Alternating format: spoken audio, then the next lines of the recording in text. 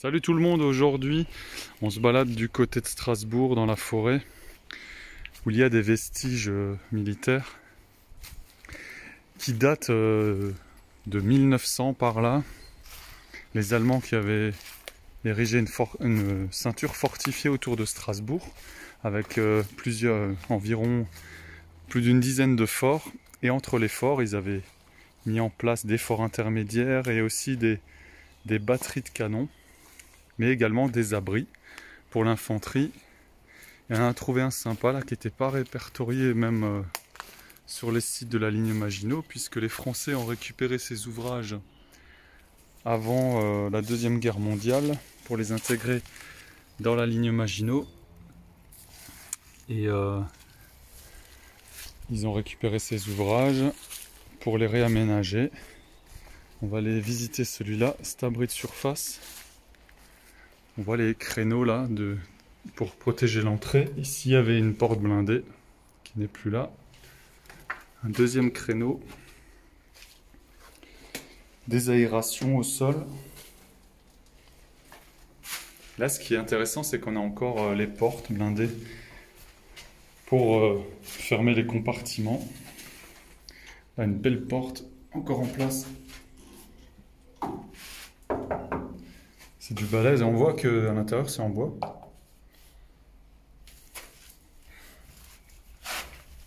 C'est un peu dur.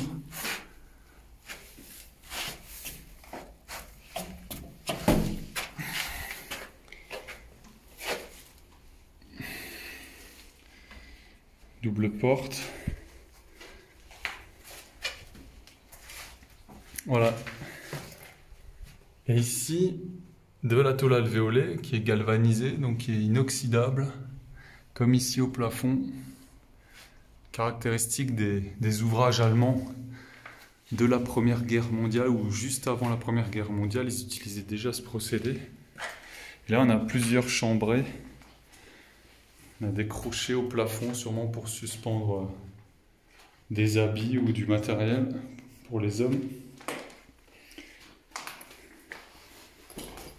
Ici à l'extrémité, on a cette fenêtre donc de tir, d'observation, en tout cas pour surveiller l'entrée, qui est bien grippée quand même. Généralement, il y avait les latrines au bout. Sur les côtés, ici, c'est pas le cas.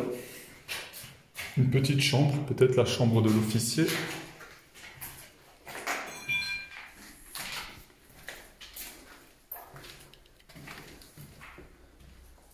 Et il y a plusieurs alvéoles comme ça. 1, 2, 3, 4, 5, 6, j'ai l'impression.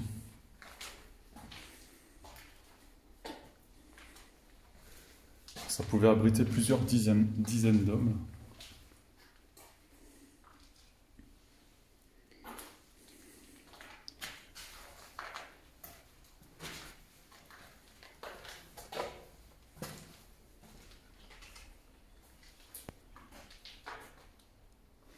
Encore une porte ici qui est en place.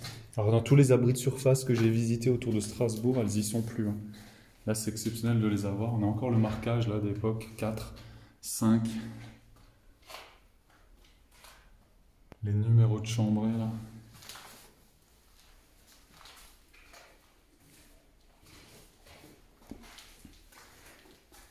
Et là une deuxième entrée pour l'abri de surface avec encore un créneau. Et ici, vous voyez que ça a été modifié. Alors peut-être que ça date de la ligne Maginot, parce qu'ici on a un bac, sûrement pour faire sa toilette, ou pour faire à manger. Et ici c'était une petite alvéole, comme là-bas on a vu une genre de chambre pour officier. Bah, ici ils ont rajouté une cloison, celle-là avec une petite porte. Ici c'est pareil, ils ont modifié des choses.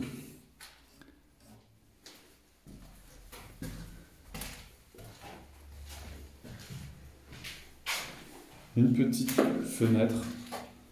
Il y a une petite fenêtre là. Intéressant. Donc ça doit être sûrement une modification française pour la ligne Maginot, où juste après la Deuxième Guerre mondiale, certains ouvrages ont encore été utilisé par l'armée française.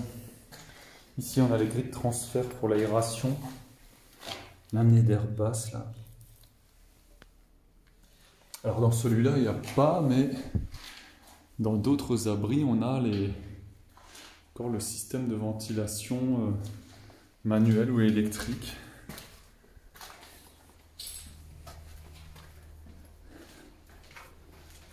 Voilà, on cherchait un autre ouvrage en fin de compte et on tombe sur celui-là, c'était une belle surprise.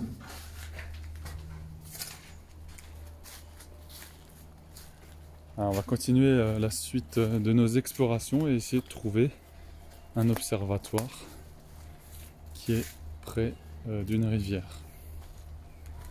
Allez, à bientôt.